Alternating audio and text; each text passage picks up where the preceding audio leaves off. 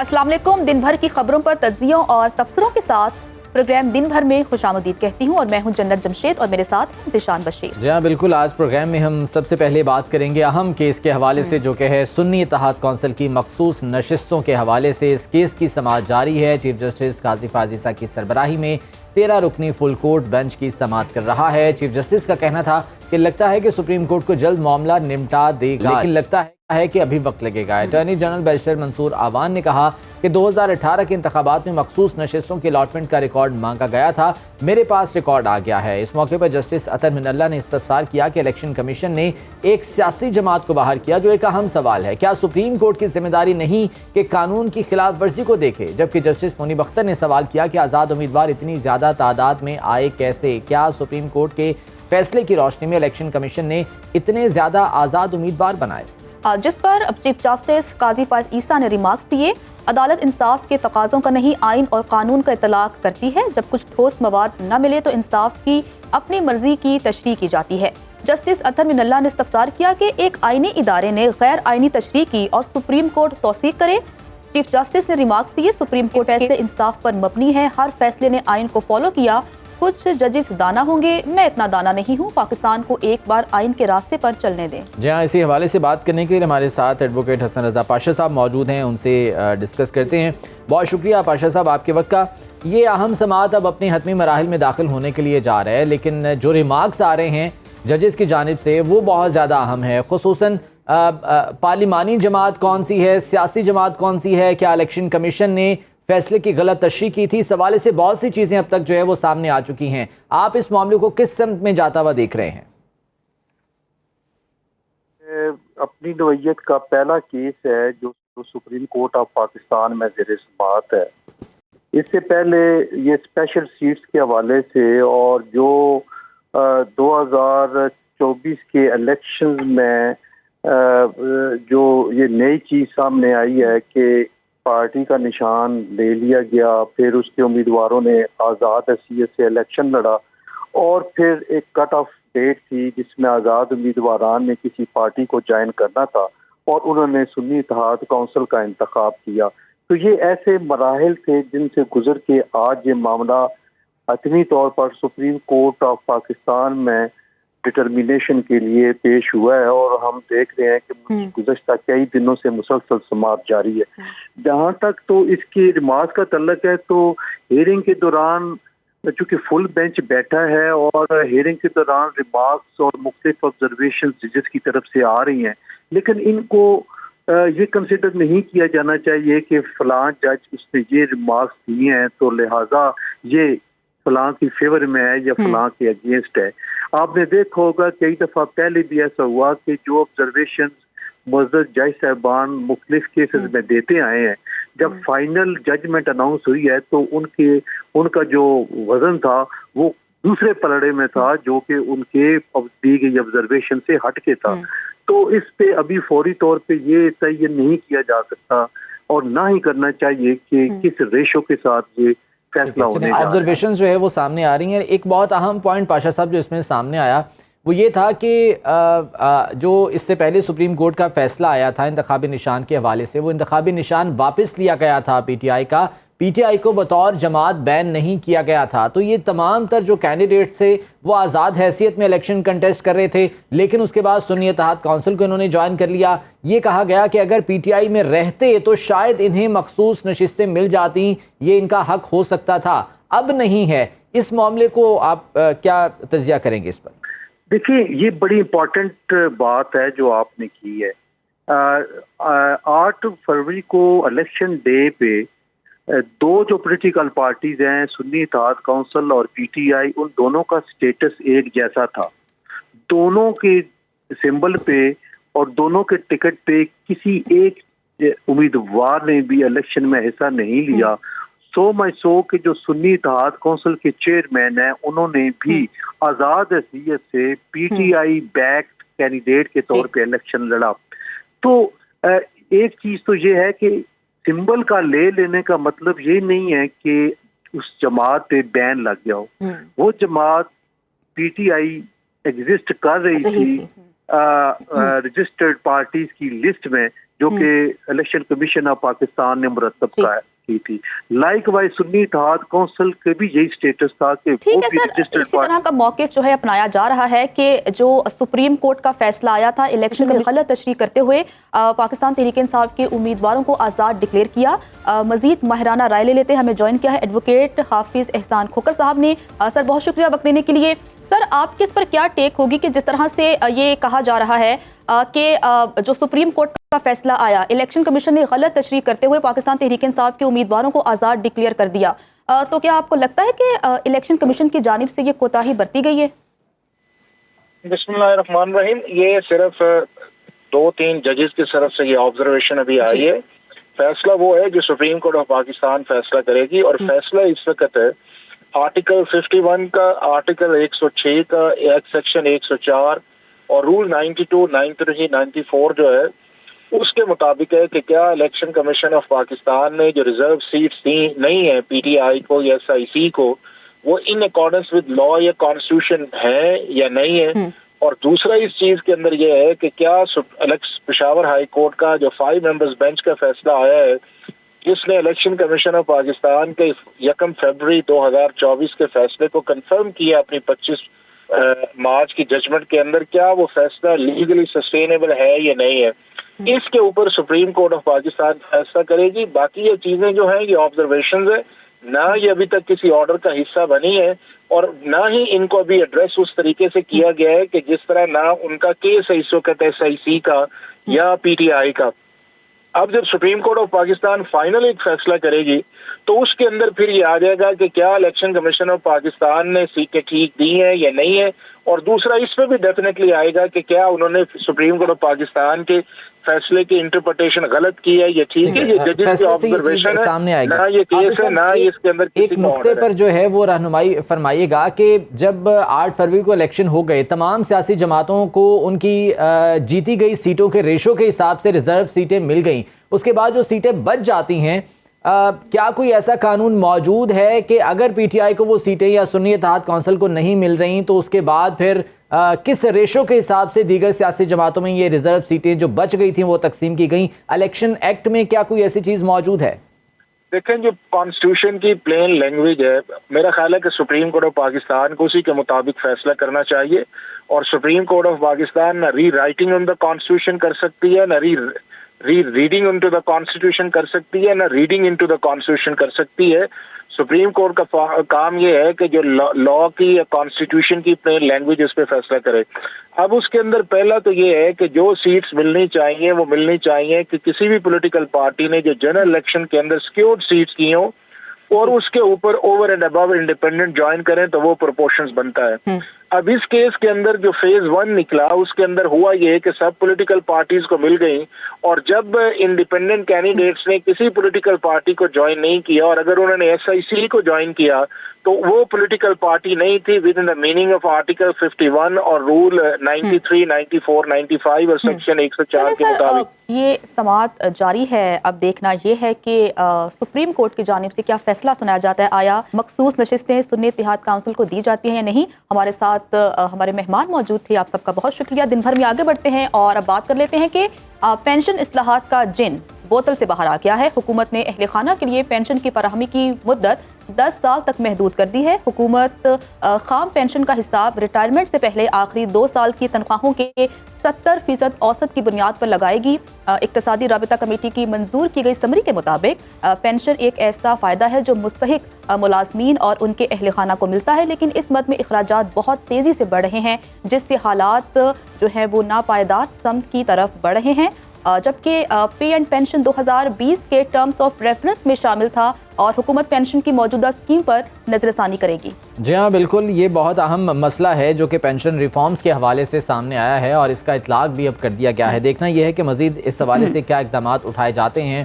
آپ کو بتائیں کہ حکومت عوام کو کسی بھی قسم کا ریلیف دینے میں ناکام رہی ہے. ہر جگہ پر عوام کے لیے صرف تکلیف ہے کیونکہ ٹیکسز بڑھا دیے گئے ہیں. ایک طرف عوام کے لیے ٹیکسز اور مہنگائی میں مسلسل اضافہ تو دوسری جانب اراکین اسمبلی کے لیے ریلیف ہی ریلیف۔ ملکی خزانے کے سالانہ 35.5 ارب روپے صرف ممبر اسمبلی کی شاخ خرچیوں پر خرچ ہونے لگے ہیں۔ آئندہ مالی سال کے بجٹ میں اراکین اسمبلی کی تنخواہوں اور مراد میں اضافے کی ترمیم کثرت رائے سے منظور کر لی گئی، جس میں اراکین اسمبلی کا سفری الاؤنس 10 روپے فی کلومیٹر سے بڑھا کر 25 روپے کر دیا گیا۔ اراکین پارلیمنٹ کے فضائی ٹکٹ استعمال نہ ہونے پر منسوخ کرنے کے بجائے اگلے سال قابل استعمال ہوں گے۔ اب سوال یہ کہ کیا اسمبلی اراکین کو یہ سہولتیں دینے کے لیے بھی IMF کا دباؤ تھا، اور کیا کروڑوں روپے الیکشن پر لگا کر اسمبلی ممبر بننے والے اراکین اپنے سفری اخراجات خود برداشت نہیں کر سکتے؟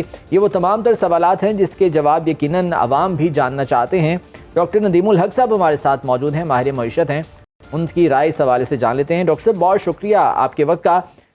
اس بجٹ کے بعد عوام کی جو تکلیف تھی اس میں کئی گنا اضافہ ہو گیا ہے، بجائے اس کے کہ وہ حکومت جو کہ ریلیف کا دعویٰ کر رہی تھی کہ ہم دیں گے، اس کے بعد وہی حکومت کہتی ہے کہ ہم پہ پریشر تھا IMF کا، ہمیں IMF کا بجٹ بنانا پڑا، لیکن اپنے لیے IMF کا پریشر نہیں ہے، اپنی تنخواہوں میں مراد میں اضافہ کر لیا گیا ہے۔ کیا کہیں گے اس معاملے پر؟ دیکھیے جی، میں تو پچھلے کوئی 20 سال سے یہ کہہ رہا ہوں کہ اصل پرابلم اس ملک کا ہے سرکاری ملازم اور سرکاری طریقہ کار۔ سرکاری ملازم جو ہیں ان کو بہت مراد دی جاتی ہیں، ان کے گھر، ان کی گاڑیاں، ان کا سب کچھ ٹیکس پیئر کے اوپر ہے، اور سرکاری ملازم اس ملک میں بہت زیادہ ہیں۔ کوئی 3.5-4 ملین سرکاری ملازم ہیں جو ماشاءاللہ قوم کے فیورٹس ہیں۔ ان کو بار بار آپ سیلری انکریز دیتے ہیں، ان کو اور ایگزیکٹو الاؤنس دیتے ہیں، پھر وہ علیحدہ بونس لیتے ہیں، پھر وہ ان کو سرکاری گھر بھی ملتے ہیں۔ اسی طرح یونیورسٹی پروفیسر بھی اس میں شامل ہو گئے ہیں، کسٹم، ریلوے، سب کو اس میں شامل ہو گئے۔ تو ایک سرکاری ملازموں کا ایک لوٹ مار کا چکر چلا ہوا ہے۔ ان کو آپ فائر بھی نہیں کر سکتے، وہ کام کریں نہ کریں، دفتر آئے نہ آئے، ان کو آپ کچھ نہیں کر سکتے۔ تو یہ نظام ہمارا چل رہا ہے پرانا۔ پر مسئلہ یہ کہ میڈیا بار بار صرف ایک ہی بات کرتا ہے، ٹیکس لگاؤ، ٹیکس لگاؤ، ٹیکس لگاؤ۔ آپ لوگ 20 سال سے مختلف بات کر رہے ہیں، آپ لوگ کہہ رہے ہیں ٹیکس لگاؤ۔ اب ٹیکس لگا بس ٹھیک ہے، ٹیکس جو آپ نے مانگا تھا لگ گیا۔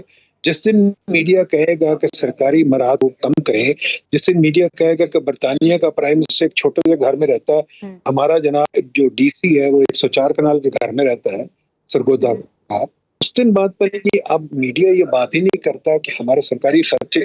سب یقیناً میڈیا کو بھی اس میں اپنا کردار ادا کرنے کی ضرورت ہے۔ جب بھی ہم پاکستان کی اکانومی کی بات کرتے ہیں تو ایک پوائنٹ جو سب سے زیادہ ریز کیا جاتا ہے، جو سامنے آتا ہے امپورٹنٹ ایشو، وہ یہ کہ حکومت کو اپنے ایکسپینڈیچرز کم کرنے کی ضرورت ہے۔ اگر اخراجات کم نہیں ہوں گے اور انکم جو کہ بہت محدود ہے اس کو بڑھانے کے ذرائع دیگر تلاش نہیں کیے جائیں گے تو یہ معاملہ جوں کا تو نہیں رہے گا بلکہ اور خراب ہوگا۔ تو یہ اخراجات کم کرنا پہلا قدم ہے، ہم یہ پہلا قدم اٹھانے میں ہی ناکام ہیں۔ یہی تو میں کہہ رہا ہوں، میڈیا پچھلے 20 سال سے صرف ایک چیز کہہ رہا ہے کہ ٹیکس بڑھاؤ، یہ نہیں کہہ رہے اخراجات کم کرو۔ کل رات بھی میں نے جو 2-3 شوز دیکھے آپ کے بڑے بڑے اینکرز کے میں نام نہیں لیتا، وہ بار بار یہی کہہ رہے تھے ٹیکس بڑھاؤ، ٹیکس بڑھاؤ، کبھی پہ بڑھاؤ، کبھی پراپرٹی بڑھاؤ، کبھی اس چیز پہ بڑھاؤ، کبھی اس چیز پہ بڑھاؤ۔ تو پھر حکومت ٹیکس بڑھا دی ہے۔ جس دن آپ لوگ بات کرنا شروع کریں گے، جو ہم لوگ کہتے ہیں بار بار، PID لوگ بار بار کہتے ہیں، لوگ بار بار لکھتے ہیں، ایکسپینڈیچرز کم کرو۔ حکومت میں، فیڈرل حکومت میں 55 منسٹریوں کی کوئی ضرورت نہیں۔ فیڈرل حکومت میں ایک ادارہ ہوتا ہے تو پروونسز میں بنتا ہے۔ For example private public partnership ہے، پروونس میں بھی ہے، یہاں بھی ہے، BOE ہے، پروونس میں بھی ہے تو یہاں بھی ہے۔ تو خدا کے واسطے کہیں تو کوئی طریقے سے کام کریں۔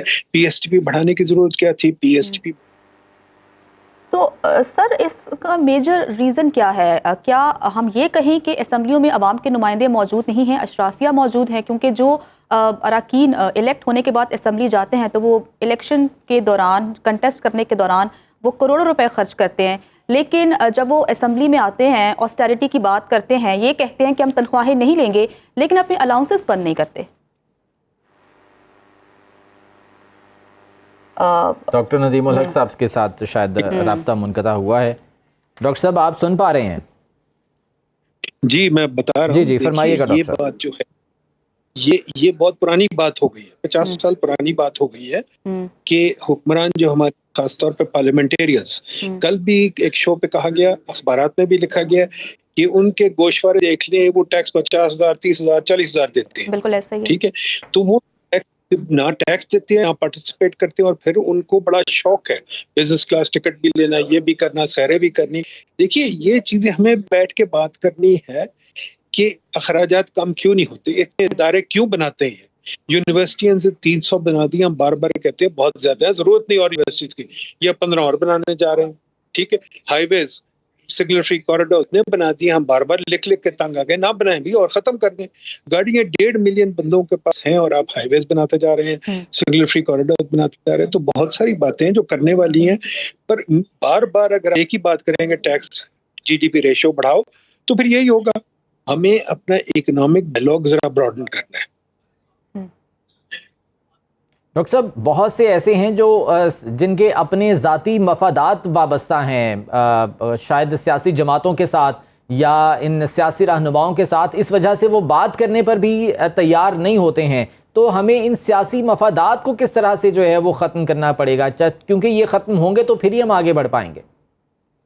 देखिए सबसे बड़ा सियासी मफादात जो है वो ब्यूरोक्रेट्स का है। ये ना सोचें कि उनका ब्यूरोक्रेट्स, जजेस, आपके जितने कॉलोनियल सिविल सर्वेंट्स हैं, चाहे जजेस हों चाहे ब्यूरोक्रेट्स हों, शहरों के बीच में सबसे बड़ी जमीन काबू वो करके बैठे हुए। गाड़ियां सबसे ज्यादा उनके पास है, सरकारी मात सबसे ज्यादा उनके पास है, सारे बोर्ड्स पे वो बैठते हैं, सारी फॉरेन पोस्टिंग्स वो लेते हैं। वो लोग हैं असल रुकावट रिफॉर्म में। ये सोचना कि पॉलिटिशियन वगैरह हैं, बिल्कुल हैं, पर उनके साथ मिल के करते हैं, क्योंकि पॉलिटिशियन उनके साथ काम करते हैं। तो आपको अगर इस निज़ाम को तोड़ना है तो आपको ये सरकारी इमारत हैं जो कॉलोनियल जमाने से चल रही है वो खत्म करना पड़ेगा, बल्कि कॉलोनियल जमाने में कम थी, अब बहुत ज्यादा होगी, उसको खत्म पड़ेगा।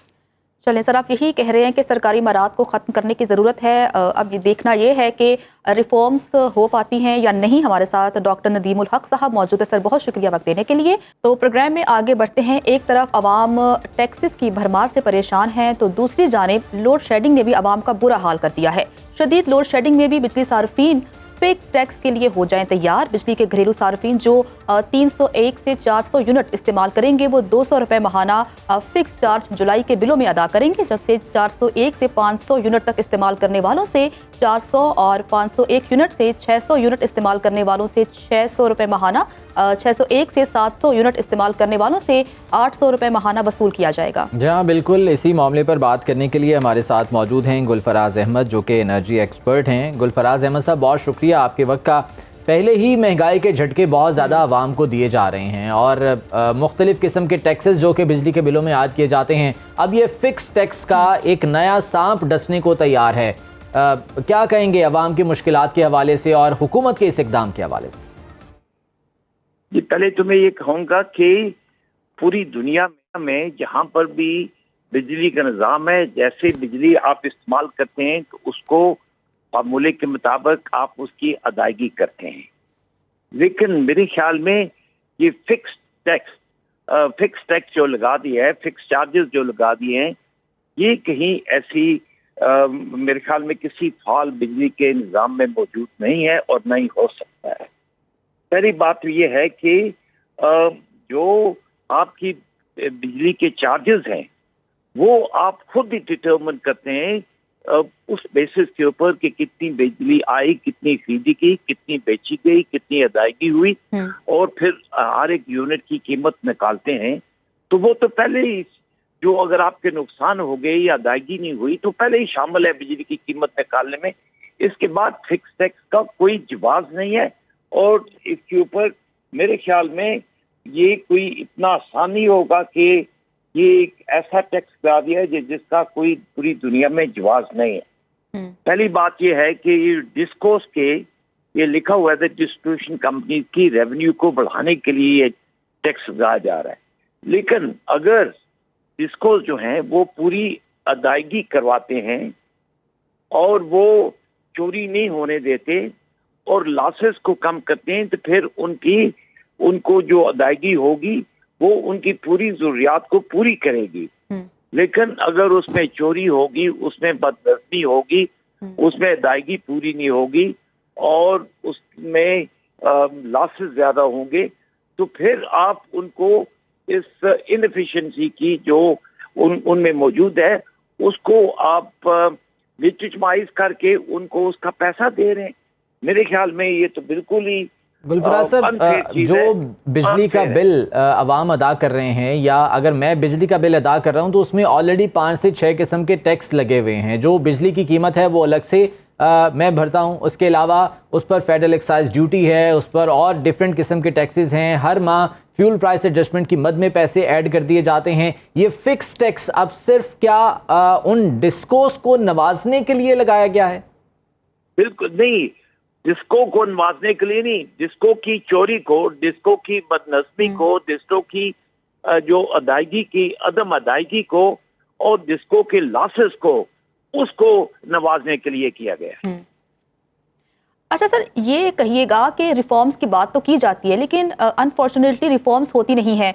हम देख रहे हैं कि बिजली चोरी होती है, बिजली चोरी को रोकने के लिए इकदाम नहीं किए जाते, और दूसरी तरफ हम ये देखते हैं कि तलब ज़्यादा है और जो प्रोडक्शन है वो कम है। तो आप क्या इस पर कमेंट करेंगे कि हुकूमत की जो तवज्जो है वो सिर्फ टैक्स नाफिज करना है, रिफॉर्म्स की तरफ नहीं है? देखिए जी, पहली बात ये है कि जितनी भी तलब है इस वक्त, वो हमारी जो बिजली लगी हुई है डिपेंडेबल कैपेसिटी से कम है। हम तो कैपेसिटी प्राइस ही नहीं दे सकते, इस वजह से कि कैपेसिटी बहुत ज्यादा है, हम वो यूटिलाइज नहीं कर रहे। लेकिन अगर कुछ गर्मियों में हमारी कंजम्पशन ज्यादा होती है तो फिर भी हमारी कैपेसिटी इंस्टॉल कैपेसिटी से कम ही रहती है। ये इस वक्त बिजली का निज़ाम जो है वो इस वक्त बड़ी गैर पेशेवराना हाथों में है और गैर जिम्मेदार हुकूमत में है, क्योंकि पाकिस्तान के अंदर जो एनर्जी है, अगर एनर्जी को इस तरीके से मिस हैंडल किया गया और एनर्जी को के अंदर इस किस्म की बदनज़मी लाएगी तो फिर मुल्क का बकाव ही रहना मुश्किल हो जाए। चलें, ठीक है। गुलफराज अहमद साहब हमारे साथ मौजूद है। सर, बहुत शुक्रिया दिन भर को वक्त देने के लिए।